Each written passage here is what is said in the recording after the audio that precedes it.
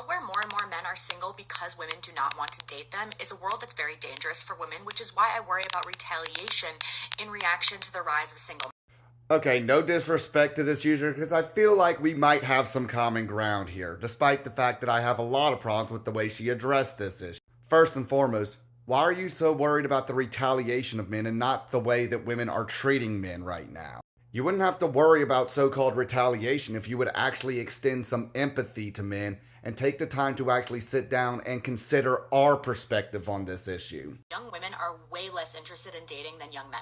And according to that specific survey, you're referring to men and women between the ages of 18 and 29, and this is extremely important from a scientific perspective. Men hit their sexual prime the second they get out of puberty. Women do not hit their sexual prime until their 30s.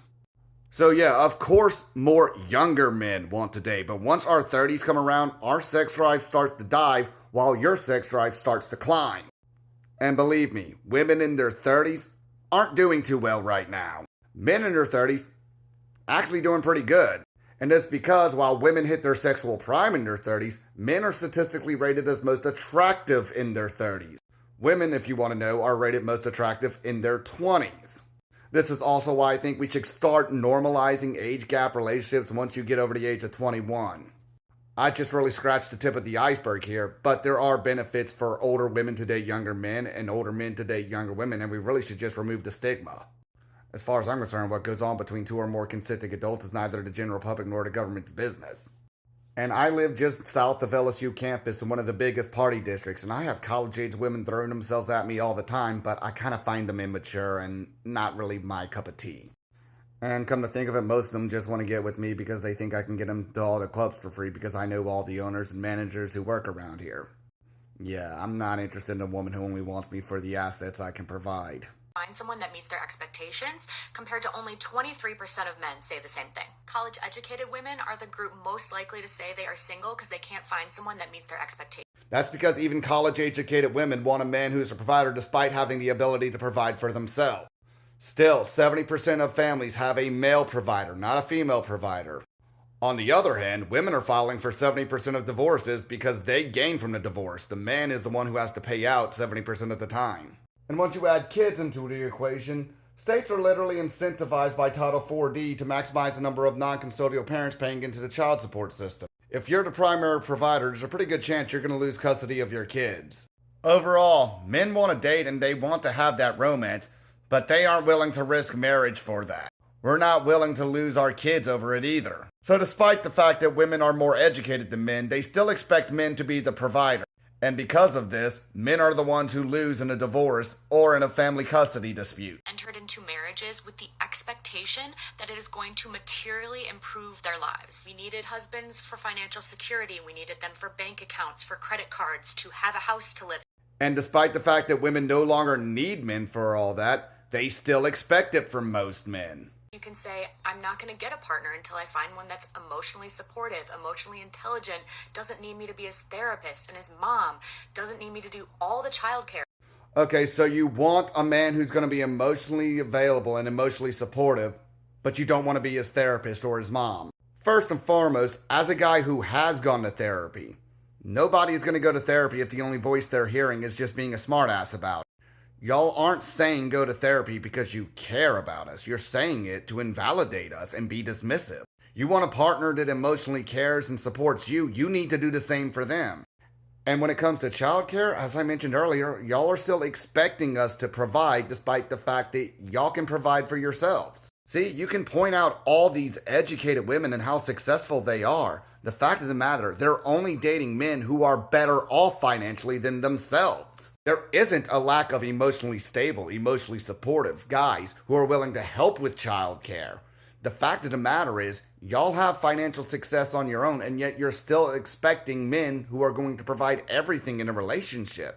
Most women still don't make the first move when it comes to flirting. Most women still expect men to take care of everything on the first date financially. Y'all say y'all want a guy who is emotionally supportive and emotionally available, but you only want it one way. The second a guy asks for reciprocation, suddenly he's trying to make you his therapist or his mom. Till I find one that's emotionally supportive, emotionally intelligent, doesn't need me to be his therapist, and his mom. If you want an emotionally supportive man, you cannot complain about being treated like his therapist the second he expects the same in return. I'll tell you, they do in my comments every single day, that these expectations are just simply too much. Too much isn't the right phrase, but hypocritical is a more accurate statement. I mean, we're not your therapist either, but we're expected to be your emotional support. Retaliation that this will cause interpersonally between men and Interesting you bring that up, because according to the domestic violence hotline, women are underrepresented on the conviction rates provided by the Department of Justice. Men are almost just as likely to report being the victim of domestic violence to the domestic violence hotline. And according to a similar survey done by the CDC, hetero men are almost just as likely to report being the victim of domestic violence as hetero women. Lesbians and bisexual women overall report the highest rate of domestic violence, compared to gay men who actually have the lowest rate of domestic violence. And I already know somebody's going to claim that, but that report also shows that only 1 out of 8 women claim that a woman was their abuser. Yeah, lesbians are a minority overall. At most, the LGBT community only makes up about 15% of the population overall. Of course, most surveys put that number around 10-12%. So a proportional number would be 1 out of 10 or 1 out of 9 women claiming to be the victim of another woman's domestic violence. A rate of 1 out of 8 is disproportionately high for lesbians and bisexual women. And no, this isn't an attack on lesbians at all. Speaking as someone who works in adult entertainment, a large percentage of my coworkers are lesbians.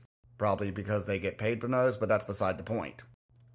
Of all the lesbians I've known throughout working in this industry, maybe 2 of them have been problematic, and even the other dancers didn't like them. So it's not that lesbians are disproportionately more prone to violence, it's that the ones who are violent get away with it.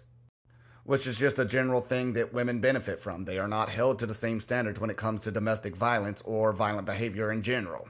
Which is why if you only went by the Department of Justice, you would see that men commit 90% of domestic violence, which, as we know by the other 2 surveys, isn't exactly the case. Also, the Department of Justice is where we get the 1340 crime statistic that Republicans often use to dismiss systemic racism, so, like the push to get rid of no-fault divorce. Perfectly reasonable given that women are leaving relationships and taking the money at their leisure simply because they got bored. If you're in a domestic violence situation, you have a reason for divorce. This won't affect you. But you shouldn't be able to just leave because you got bored and then take a man's livelihood. And you certainly shouldn't be able to take away his kids either. They're not saying you can't get a divorce, they're saying you need a justifiable reason to do so. Or you just need to accept the fact that you're not getting anything out of it, which sounds reasonable to me. Productive rights. I'm already pro-choice, but a good way to get men on board with your right to choose, work with us on child support. Simple as that. You can't stop thinking exclusively of what you get out of it. You gotta think about biased systems that have been prejudiced against men as well. Instead of threatening men with mandatory vasectomies, which only proves that you're not really pro-choice, you're just anti-personal responsibility, you could be using the child support bias as a means of getting men to the discussion table. As Dave Chappelle put it, if you have the right to kill it, a man should at least have the right to abandon it. And before you say anything, if a woman gives a child up to a fire station, does she have to pay child support? Now, I certainly believe there should be a reasonable time limit for a man to absolve himself of this personal responsibility and rights to his kids, but we can talk about the nuance some other time. Like student debt and college affordability. Men pay the majority of taxes. Why should we be the ones bailing y'all out? I get where you're coming from, but be reasonable. Why should I have to pay because you took out a loan that you can't afford? There are plenty of alternatives besides asking taxpayers to bail y'all out. One suggestion I heard that I like is creating a lemon law. If you got tricked into getting an education and you're not going anywhere with it, you have the right to sue your university for selling you a bad degree. More importantly, we need to get rid of the federal student loan program entirely. Ever since the federal government started giving out student loans, universities have been jacking up their prices. It's free money for them, and if we just bail y'all all out, they're going to keep doing the same thing. It doesn't actually solve the problem, it just kicks the can down the road. I worry about retaliation of... And that's the core of the problem. You're worried about how it affects you. You don't care about the situation that men are dealing with right now. You don't care about the mental health of men. But you expect us to be emotionally supportive of your needs and your issues. Why would you do that, but you only care about us to the extent that it affects you? I'll leave you with this. If you're worried about retaliation, exactly what are men retaliating for? What are you doing to men that's worthy of retaliation?